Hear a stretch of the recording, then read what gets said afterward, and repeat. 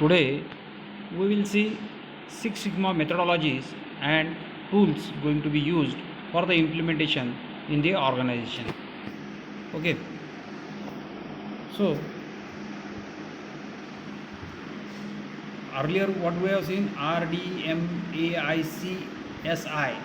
Now it is improved methodology which is comes in 2001, that is DMAIC. D stands for define, M stands for measure, A stands for analyze, I stands for improve, and C stands for control. So this abbreviation is DMAIC, and this is going to be a methodology of Six Sigma for implementation of Six Sigma in an organization.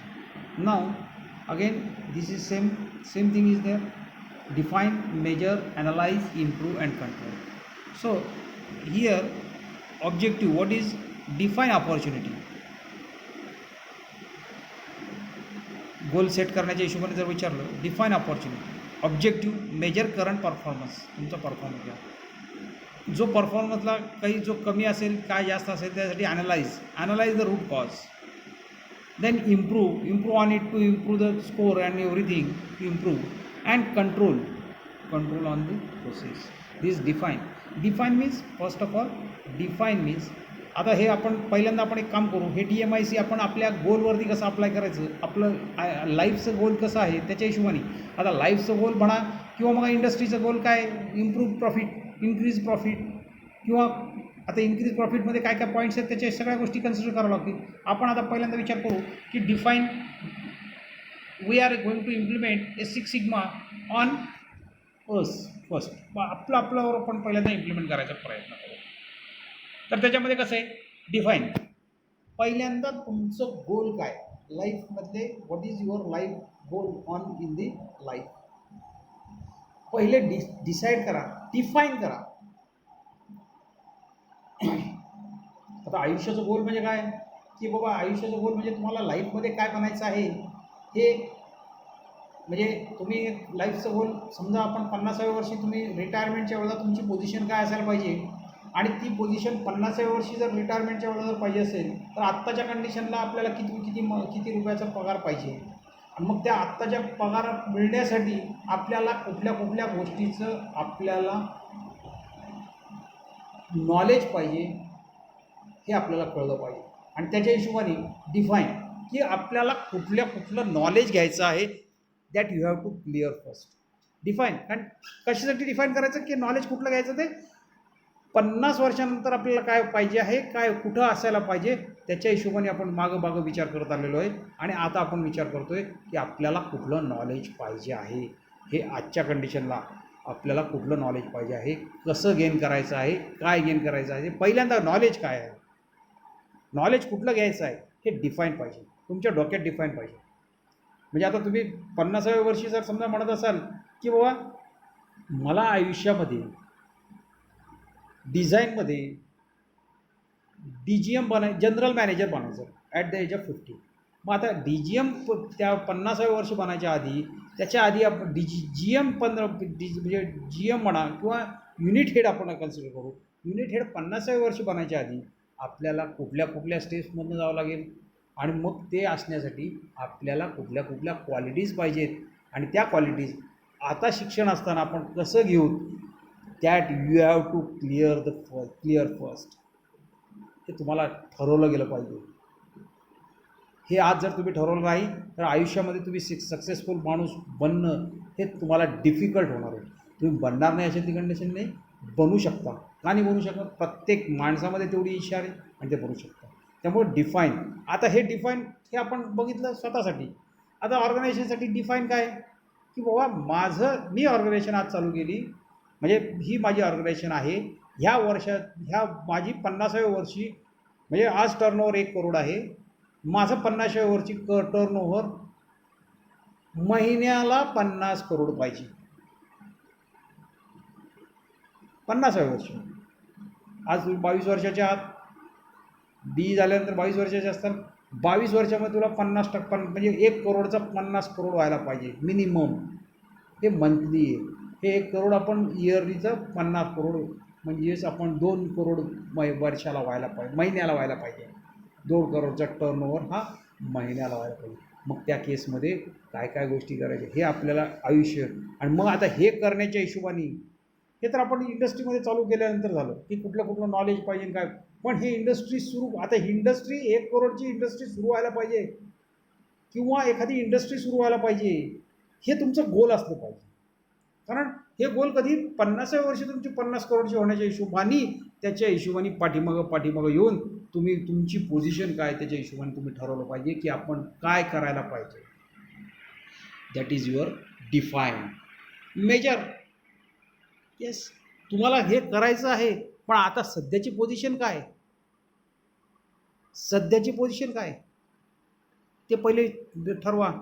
म्हणजे तुम्ही आज जर म्हणत असाल आता स्वतः जर की तुम्हाला असं वाटते की तुम्हाला DGM व्हायचं, GM व्हायचं, एक वर्षाला तुमचा 4-4 लाखाचा महिन्याला 4-4 लाखाचं पॅकेज पाहिजे आहे, 8-8 लाखा 10-10 लाखाचं पॅकेज पाहिजे आहे, समजा 10 लॅक्स पॅकेज पाहिजे आहे. आता हे 10 लॅक्सचं पॅकेज तुम्हाला 50व्या वर्षी असायला पाहिजे असं तुम्ही कन्सिडर केलं आहे. हे पण आता हे GDP हे तेच कन्सिडर करून एक जस्ट आपण एक आता उदाहरण घेतलं. मग 10 वर्षाला तुम्हाला ते जर पाहिजे वर्षाला, मग आजच्या घडीला किती पाहिजे, म्हणजे 22व्या वर्षी तुम्ही बाहेर पडताना तुमचा जॉब किती रुपयाचा असला पाहिजे. मग तो त्या रुपयाचा औषध देणाऱ्या कंपन्या कुठल्या, मेजर म्हणजे आपण ते डिफाईन केलेले. मग त्याचं मेजर की मग आता त्या कंपन्या कुठल्या, त्या कंपन्यांना रिक्वायरमेंट कशी आहे, ती कंपन्यांची रिक्वायरमेंट कशी आहे. मग त्याच्या हिशोबाने त्याचे रिक्वायरमेंटप्रमाणे कुठल्या सब्जेक्टचं नॉलेज तुम्हाला घ्यायचं आहे, दॅट यू हॅव टू ठरवायचं आहे. आणि कितपत नॉलेज तुम्हाला आजच्या कंडिशनला आहे हे तुम्ही बघितलं पाहिजे. ते नॉलेज आजच्या कंडिशनला कुठपर्यंत आहे आणि ॲडव्हान्स कुठलं घ्यायचं आहे ह्याचं वेगवेगळं सॅग्रिगेशन तुमच्याकडं असलं पाहिजे. ॲनालाइज. मग आता विचार करा, म्हणजे ते आपण मेजर केलं की आपण कुठं आहोत ते मेजर केलं, आणि सॅग्रिगेट काय केलं की आपलं कुठं आहे आणि आपल्याला ॲडिशनल काय घ्यायचं आहे. म्हणजे आता डिझाईनमधनं वगैरे करताना तुम्ही समजलं की मला ड्रॉईंग येतं, ड्रॉईंग चांगलं येतं, पण कॉम्प्युटरवर येतं का, कारण काळाची गरज कॅडकॅमची. पुढं जाऊन कुठले सॉफ्टवेअर येणार, पण ऑटोकॅड तरी सध्याच्या आहे त्याच्या हिशोबाने आपल्याला मिनिमम पाहिजेच आहे. तेवढं सॉफ्टवेअर तर निश्चित यायला पाहिजे. प्रो ही त्याच्याशी ॲडव्हान्स, म्हणजे वेगवेगळे सॉफ्टवेअरचं तुम्हाला नॉलेज असलं पाहिजे. मग हे तुम्ही ॲनालाइज केलं की हे नॉलेज तुमचं असलं पाहिजे. मग आता ह्याच्यामधलं तुम्हाला काय काय येतं, ऑटोकॅडमधलं बेसिक काय येतं, ऑटोकॅडमधनं प्रोईमधलं बेसिक काय येतं, प्रोईमधनं मग, आणि मग स्किल डेव्हलपमेंट कसं केलं जाईल हे इम्प्रूव्ह. ॲनालाइज केलं मग इम्प्रूव्ह, की कुठं तुम्हाला कमी पडतं हे तुम्ही पहिल्यांदा ॲनालाइज केलं की ऑटोकॅडमध्ये तुम्हाला एक्सपर्टाईज पाहिजे. मग एक्सपर्टाईज इम्प्रूव्हमेंट म्हणजेच एक्सपर्ट व्हायला पाहिजे, इम्प्रूव्ह करायला पाहिजे. आणि कंट्रोल. नाहीतर बाबा आता जर सायकल चालवली, सायकल मला येतच नाही, सायकलवर मग विसरून गेलो नंतर, कारण का मी पुढं जात गेलो तसं मागचं विसरत गेलो, तसं चालणार नाही. आणि दॅट इज कंट्रोल. आणि that is going to be your control. हे तुमचं राहिलं पाहिजे. आणि हे सगळं तुम्हाला इम्प्लिमेंट करायचं आहे कुठं, ऑर्गनायझेशनसाठी तुम्हाला इम्प्लिमेंट करायचं आहे. Define goal of the organisation, measure goal of the organisation, analyse goal of the organisation. Analyse करताना कुठं विकनेस आहे, तुमचे विकनेस स्वॉट ॲनालिसिस करणं जरुरी आहे. त्याच्यासाठी ॲनालाइजसाठी स्वॉट ॲनालिसिस तुमचं स्वतःचं, स्ट्रेंथ काय, विकनेस काय, तुमच्या इन्स्टिट्यूटच्या स्ट्रेंथ काय, तुमच्या ऑर्गनायझेशनच्या स्ट्रेंथ काय, विकनेस काय आहेत. मग स्ट्रेंथ तुमची असेल तर तिथं आपल्याला फायदा कुठं होईल, आणि विकनेसला फायद्यामध्ये कन्वर्ट करण्यासाठी थ्रेट्स जे आहेत ते पण आपल्याला समजून घेणं जरुरी आहे. आणि ते समजलं तर त्याच्यावर आपण ॲक्शन घेणार आहोत.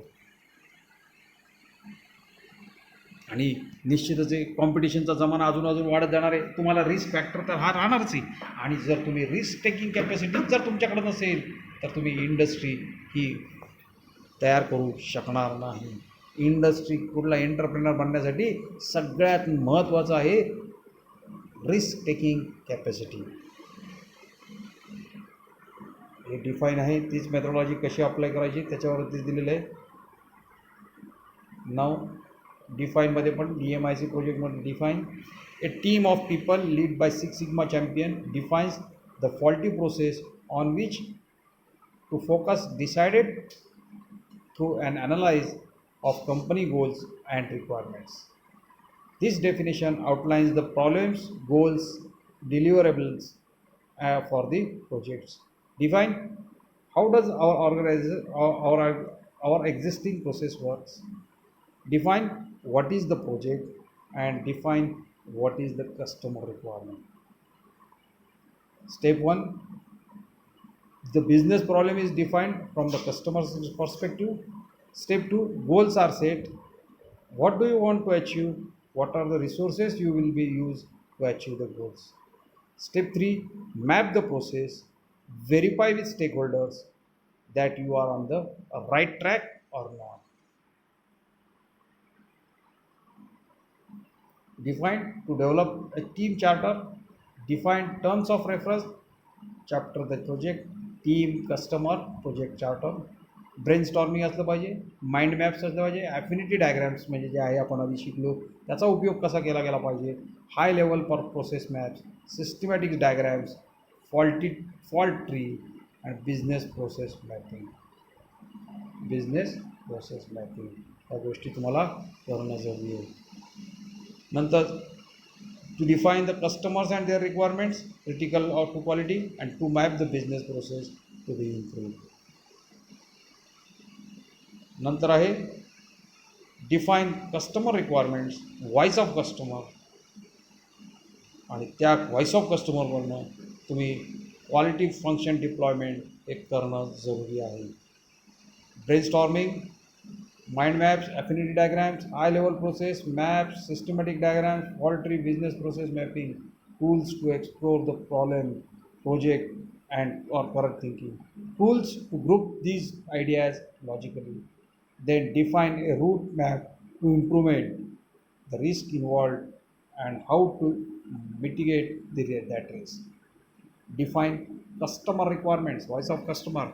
QFD, quality function deployment, is a method of defining what customer needs, what is critical to their business success, prioritize the objectives to meet the customer need.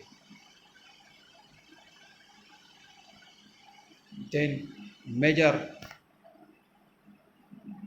आपण आलो, पहिलं डिफाईन झालं, डिफाईन नंतर हे सगळं डिफाईन केल्यानंतर आपण मेजरमध्ये येणार आहोत. मेजर बेसलाईन और capability. Step 1, measure your problem in numbers or supporting data. Step 2, define performance yardstick, fix the limits of for y. Step 3, evaluate the measurement system to be used. Can it be help you to achieve your outcome?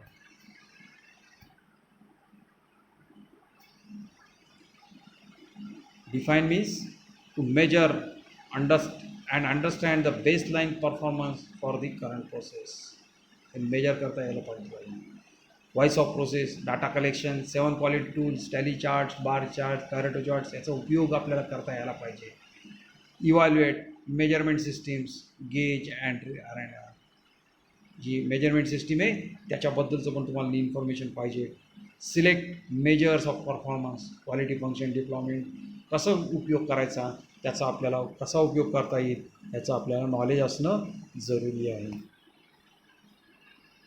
तेच आहे measure, voice of the processes, 7 quality tools, tally charts वगैरे आहे.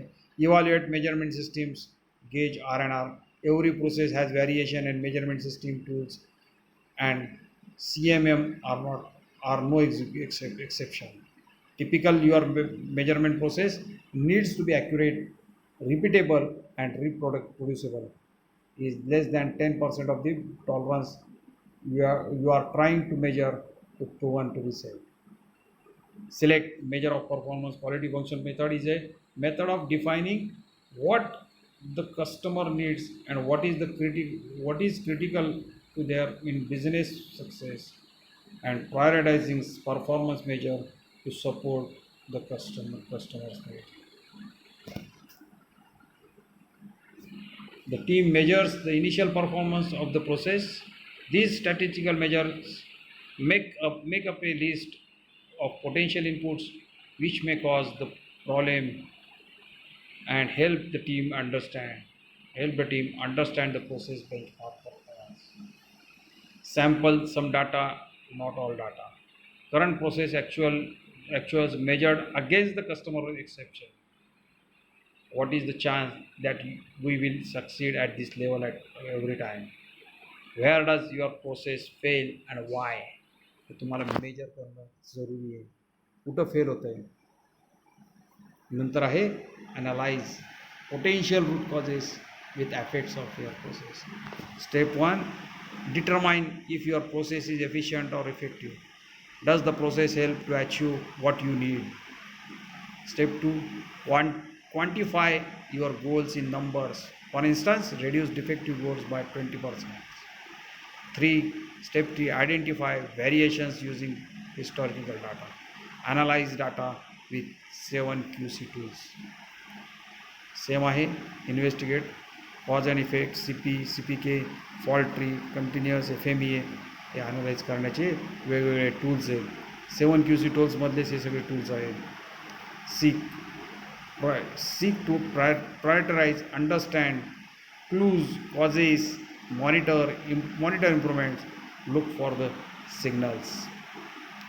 Investigate source of variation. Special cause variation are one of the occasional and obvious cause of problem, process or quality problems. Common cause variation are the day in, day out process problems because the process is not stable enough. They are hidden. Conventional non-conformance management systems seek to solve the special cause variation, but these only represent 15 to 20% variation. Six Sigma addresses all variations. Now improve, analyze care. Potential solutions. Improve मध्ये potential solutions. How can we address the root causes we identified? Step 1, identify possible reasons. Test to identify which of the X variables identified in process that influence Y. Step 2, discover relationship between variables.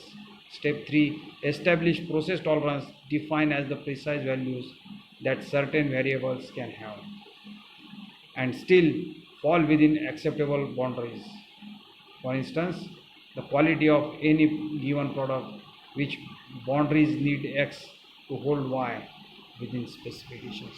म्हणजे X जर change झालं तर Y किती change होणार आहे?